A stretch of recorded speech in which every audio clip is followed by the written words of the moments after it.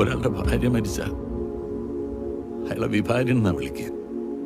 അതുപോലെ ഭർത്താവ് മരിച്ച സ്ത്രീയെ വിധവാങ്ങും.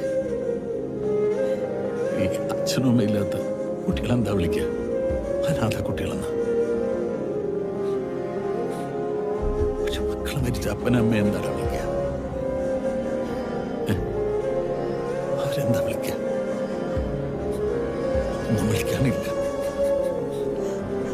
ഇത്ര ഗതികെട്ടൊരു ഈ ലോകത്തില്ലടാ. അവരെ പിന്നെന്താ വിളിക്കുക?